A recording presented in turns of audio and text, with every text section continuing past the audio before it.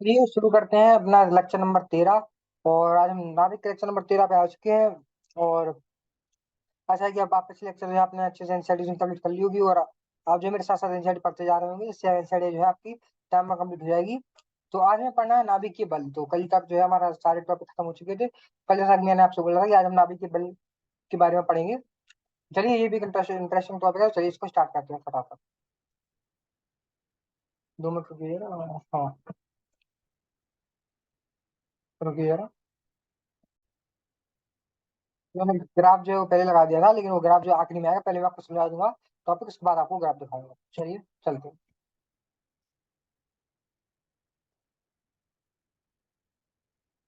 हाँ, तो वह बल जो परमाणु में इलेक्ट्रॉन की गति नियंत्रित करता है, हमारा सुपरिचित कूलाम बल है। तो हमें पता है, जो जो बल जो परमाणु में इलेक्ट्रॉन की गति जो है नियंत्रित करता है, जो इलेक्ट्रॉन, आपको पता है, रुकिए मैं दिखाता हूँ आपको। ये मान लीजिए हमारा नाभिक है।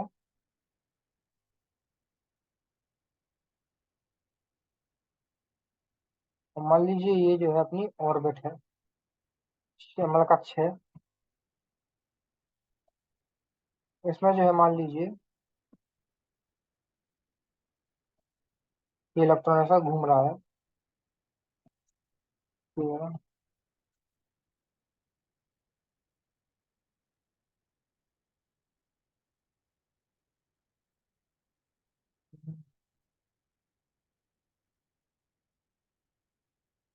चलिए,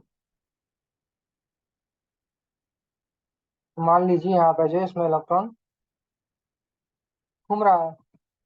मैंने आपसे कहा था कि इसके बेस पर जो है दो तरीके के जो है बल लगते हैं। पहला बल जिस पर लगता है बाहर की तरफ, कौन सा, सेंट्रीपिटल फोर्स, जिसको बाहर की तरफ खींचता है। और एक बल जो है ये नाभिक इस पर लगाता है। रुकिए ना,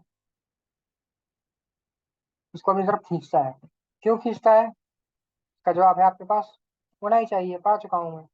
क्योंकि जो अपना ये नाभिक होता है, जो है धनात्मक आवेश का होता है। इलेक्ट्रॉन ऋणात्मक आवेश का होता है। इसके अंदर प्रोटॉन और न्यूट्रॉन होते हैं। न्यूट्रॉन का कोई आवेश नहीं होता है। प्रोटॉन का पॉजिटिव जो है धनात्मक आवेश होता है, जिसके कारण नाभिक का भी जो है धनात्मक आवेश आता है। तो इनके बीच में लगता है, वो लगता है कूलाम बल। इनके बीच में जो कूलाम बल लगता है और जो सेंट्रीफ्यूगल बल लगता है, वो बराबर कर देते हैं, जिसकी वजह से जो इलेक्ट्रॉन जो है उस समान गति से जो है गोल गोल जो है घूमता रहता है, बिना जो है अपनी गति कम किए, या फिर बिना जो है अ, अपनी जो है उसके क्या बोलते हैं, रेडियस को जो है कम करें। चलिए आगे बढ़ते हैं।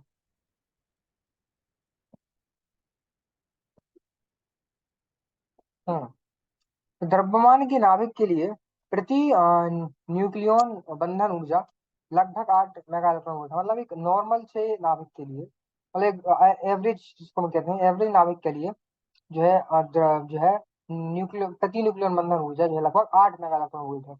यह परमाणु की बंधन ऊर्जा से अधिक है। मतलब कि जो है एक एवरेज एवरेज जो है, रुकिए जरा 2 मिनट, मैं सही कर सकता हूँ। हाँ, रुकिए जरा। हाँ, तो हम कहाँ थे? यह परमाणु की बंधन ऊर्जा से अधिक है। तो कहने का अर्थ यह है कि जो है द्रव्यमान के जो नाभिक के लिए प्रति न्यूक्लियन बंधन ऊर्जा है, वो लगभग 8 मेगा इलेक्ट्रॉन वोल्ट के लिए बराबर है। लेकिन यह जो अपनी ऊर्जा है, यह परमाणु की बंधन ऊर्जा से अधिक है। कहने का अर्थ है कि जो इलेक्ट्रॉन और न्यूट्रॉन जो है, जब उसको हमने बांध के रखा नाभिक में, तो बांध के रखने पर जो ऊर्जा जो है वो प्रकृति में जो चली जाती है, वो जो है प्रति न्यूक्लियन बंधन ऊर्जा जो है उससे जो है क्या बोलते हैं, अधिक है परमाणु की बंधन ऊर्जा। तो कहने का अर्थ है कुछ तो ऐसा होगा जिसके कारण इतने, मतलब जैसे मान लीजिए नाभिक में, मैं आपको दिखाता हूँ। मान लीजिए ये नाभिक है, तो कुछ तो ऐसा होगा जो प्रोटॉन और न्यूट्रॉन को साथ में जो है रखे हुए है।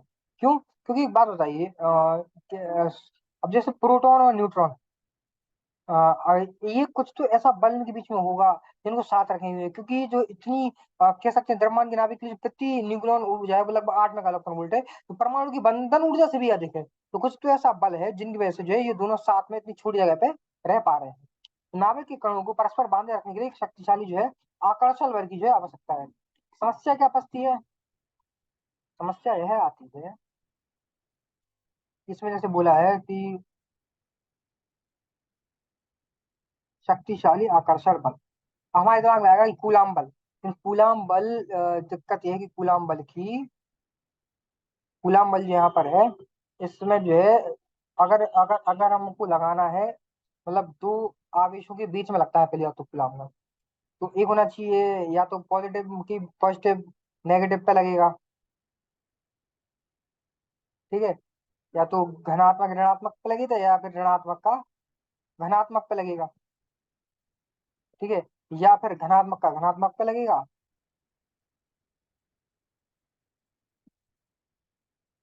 या फिर ऋणात्मक का ऋणात्मक पे लगेगा।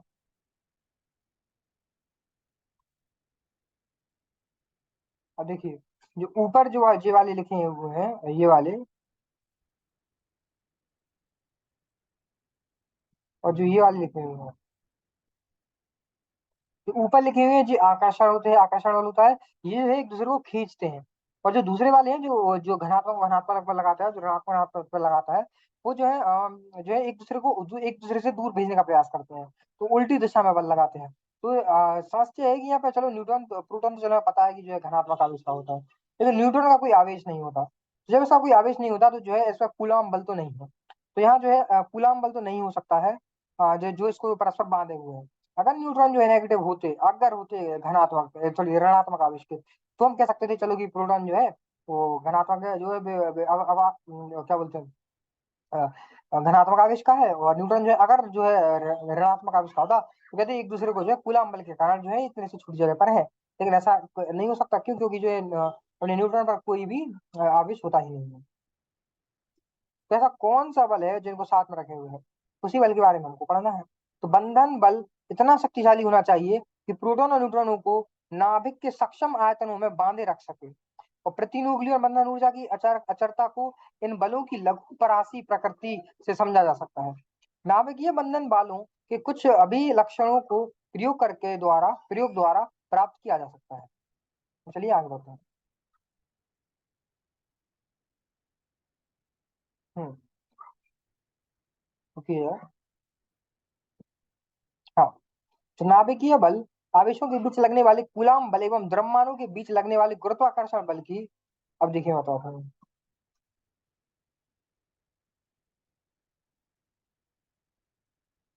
मान लीजिए ये अपना नाभिक है, इसमें जो है प्रोटॉन है, इसमें न्यूट्रॉन है, और इसके बाहर चक्कर काटते हुए हमारे पास इलेक्ट्रॉन भी है,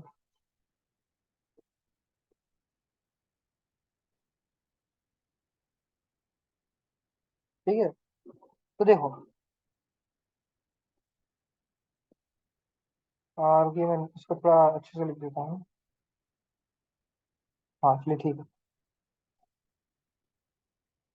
तब ये देखिए, ये जो है ये तो आपको पता है कि चलो, ये जो है इलेक्ट्रॉन जो है प्रोटॉन पर बल लगाएगा, उसको अपनी तरफ खींचने का प्रयास करेगा। लेकिन ये न्यूट्रॉन भी तो प्रोटॉन पर बल लगाएगा, कौन सा बल लगाएगा? गुरुत्वाकर्षण बल, जो हमने पढ़ा है किसी भी दो वस्तुओं के बीच लगता है, चाहे वो आवेश में हो, चाहे मतलब दो आवेशों के बीच नहीं लगता, दो वस्तुओं के बीच में लगता है जिनके पास जो है द्रव्यमान होता है। तो जिनके पास द्रव्यमान होता है उनके बीच में लगता है, जिसका फॉर्मूला जो है मैं आपको बताया था, पहले भी बता चुका हूँ शायद पिछले लेक्चरों में, और शायद पिछले चैप्टर में बताया था कि जो है गुरुत्वाकर्षण बल का जो फॉर्मूला होता है, और की है ना,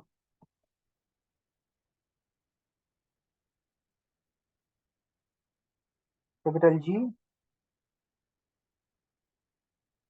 M1 M2 बटा R²। तो देखिए इसमें जो है दोनों द्रव्यमानों के बीच में जो है ये गुरुत्वाकर्षण बल लगता है, तो ये न्यूट्रॉन जो है प्रोटॉन पर गुरुत्वाकर्षण बल मतलब गुरुत्वाकर्षण बल लगाएगा, और ई जो इलेक्ट्रॉन जो है प्रोटॉन पर जो है कौन सा बल लगाएगा? कूलाम कूलाम बल लगाएगा। तो समझे ना? इन दोनों को जो है एक ऐसा बल चाहिए जो इन दोनों बल से भी जो शक्तिशाली हो। तो नाभिकीय बल आवेशों के बीच लगने वाले कूलाम बल एवं द्रव्यमानों के बीच लगने वाले गुरुत्वाकर्षण बल की तुलना में अधिक शक्तिशाली होता है। नाभिकीय बल, न्यूक्लियर फोर्स जिसको कहते हैं, वो इतना शक्तिशाली होता है, वो इतना जो है प्रोटॉन न्यूट्रॉन तो इतने मतलब पास में होते हैं, एक तो प्रोटॉन न्यूट्रॉन बहुत पास में होते हैं, जब बहुत पास में होते हैं तो वो इतना शक्तिशाली बल होता है कि उससे शक्तिशाली कोई बल नहीं होता है। अ, कैसे कहते हैं कि जो अपना नाभिकीय बल होता है वो सबसे पावरफुल होता है, सबसे शक्तिशाली होता है। तो नाभिकीय बंधन बल नाभिक के भीतर प्रोटॉनों के बीच लगने वाले कूलाम प्रतिकर्षण बल पर आधिपत्य करता है। और नाभिकीय बल कूलाम बलों की तुलना में अत्यधिक प्रबल होते हैं, जिससे असंभव होता है जिससे असंभव होता है, हाँ, क्योंकि नाभिकीय बल कूलाम बल की तुलना में अधिक प्रबल होते हैं। मैं आपको पहले बता चुका हूं कि कूलाम बल से भी जो है शक्तिशाली होते हैं नाभिकीय बल। और और गुरुत्वाकर्षण बल कूलाम बल की तुलना में अत्यंत दुर्बल होते हैं। तो गुरुत्वाकर्षण बल तो कूलाम बल की तुलना में अत्यंत दुर्बल होते हैं, मतलब गुरुत्वाकर्षण बल तो कूलाम बल के सामने कुछ लगता ही नहीं है। और कूलाम बल से जो अधिक शक्तिशाली है नाभिकीय बल। तो कहने का अर्थ समझ रहे हैं आप, नकल नाभिकीय बल सबसे पावरफुल है। तो रुकिए जरा मैं आपको समझाता हूँ। हाँ, तो यही आप समझिए कि कहने का अर्थ है कि जो अपना नाभिकीय बल है वो कूलाम बल से बहुत शक्तिशाली है। और कह रहे हैं गुरुत्वाकर्षण बल तो कूलाम बल से अत्यंत दुर्बल है, तो मतलब गुरुत्वाकर्षण बल तो बहुत ही दुर्बल है, उससे शक्तिशाली है अपना कूलाम जो है कूलाम बल, और कूलाम बल से शक्तिशाली है अपना नाभिकीय बल। तो आप अंदाजा लगा सकते हैं कि अपना नाभिकीय बल कितना शक्तिशाली है। चलिए दूसरा पढ़ेंगे, 2 मिनट रुकिए, इसको सही कर लूँ। हाँ,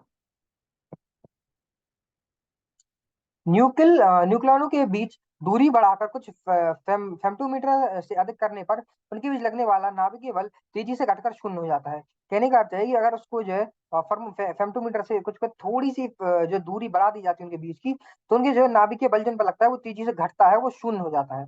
बड़े साइज के और अगर कुछ ज्यादा ही जो है बढ़ा दी जाए उनकी दूरी, तो वो पहले तो अभी तो वो एक दूसरे को आकर्षण बल लग रहा था, फिर वो प्रतिकर्षण बल में बदल जाता है और वो आकर्षण की जगह प्रतिकर्षण करने लगता है। तो बड़े साइज के नाभिकों में नाभिकीय बल की तेजी से घटने का के कारण बलों की संतृप्तता स्थिति आती है। तो इससे प्रति न्यूक्लियन बंधन ऊर्जा निर्धारित हो जाती है, जो औसत नाभिकों के लिए होती है। दो नाभिकों के स्थितिज ऊर्जा, उनके बीच की दूरी में संबंध दर्शाने वाला अपरिकृष्ट आरेख चित्र 13.2 में दर्शाया गया है। दूरी 0.8 फेमटोमीटर से अधिक होने पर बलों का आकर्षण बल होता है। और 0.8 फेमटोमीटर से जो है ज्यादा की कम दूरियों के लिए पृथ्वीकर्षण बल होता है। मतलब फेमटोमीटर से अधिक हो गया तो बलों का आकर्षण बल होता है, और फेमटोमीटर से जो है 0.8 फेमटोमीटर से कम दूरियों के लिए पृथ्वीकर्षण बल होता है। मैंने अभी देखा वो थोड़ा सा मैं उल्टा बोल गया था, तो इसको जो है आप करेक्ट कर लीजिए। कहने का अर्थ है कि जब 0.8 फेमटोमीटर से जो है अधिक अगर वो होगी दूरी, तो जो है आकर्षण बल होता है, और 0.8 सेंटीमीटर से जो है कम दूरियों के लिए प्रतिकर्षण बल होता है। वो तो मैं थोड़ा उल्टा बोल गया था। तो जो है 0.8 सेंटीमीटर से अधिक होने वाले जो है उन पर आकर्षण बल होता है, और 0.8 सेंटीमीटर से कम दूरियों के लिए प्रतिकर्षण बल होता है। तो चलिए आगे बढ़ते हैं।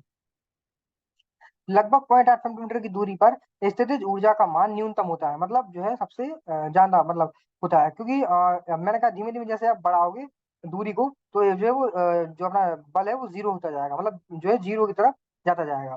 दूरी 0.8 फेमटोमीटर पर स्थितिज ऊर्जा का मान न्यूनतम होता है और सबसे ज्यादा होता है, जिसमें बलों की संतृप्तता होती है।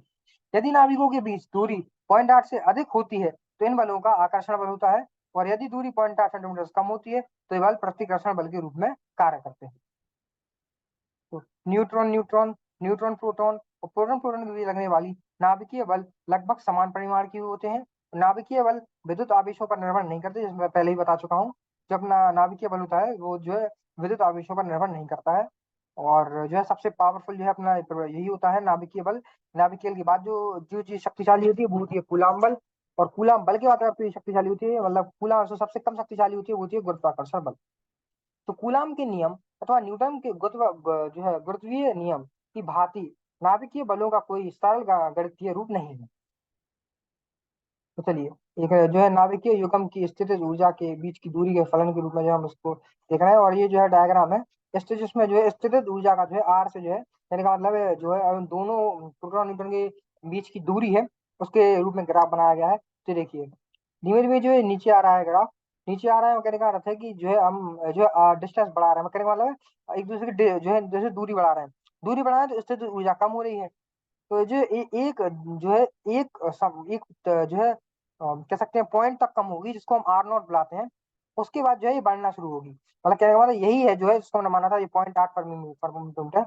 उसके बाद जो है 0.8 सेंटीमीटर के बाद ये बढ़ना चालू होगी। ये बढ़ना चालू हुआ, उसके बाद कौन सा बल लगेगा? आकर्षण। इसके पहले कौन सा लग रहा है? प्रतिकर्षण बल। अब कौन सा लग रहा है? आकर्षण बल। तो अब आकर्षण बल लगेगा तो ये जो है बढ़ना चालू होगी। ये बढ़ना चालू होगी तो बढ़ेगी कुछ समय तक, उसके बाद जो है सीधी चली जाएगी, जिसको हम इंग्लिश में सैचुरेशन पॉइंट कहते हैं।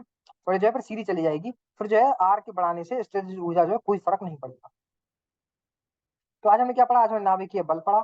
और नाभिकीय बल के साथ हमने देखा जो 0.8 सेंटीमीटर से कम पे जो है जो है प्रतिकर्षण बल लगता है। और 0.8 सेंटीमीटर से जाने पर जो है अपना आकर्षण बल लगता है। और हमने जो है प्रोटॉन न्यूट्रॉन के बीच का जो है हमने ये देखा कि कैसे जो है बंधे हुए होते हैं। कोई एक तो कोई कोई तो ऐसा बल चाहिए जो इनको बांध के रखे, तो वो बल जो है हमारा नाभिकीय बल है। फिर हमने देखा कि नाभिकीय बल जो है वो कूलम बल की तुलना में बहुत अधिक शक्तिशाली होता है। और गुरुत्वाकर्षण बल तो कूलम बल से जो है बहुत यार उनसे मतलब गुरुत्वाकर्षण बल कूलम बल से अधिक अत्यंत दुर्बल होता है। जिसके कारण जो है पहले आता है गुरुत्वाकर्षण बल, उससे अधिक शक्तिशाली होता है कूलम बल।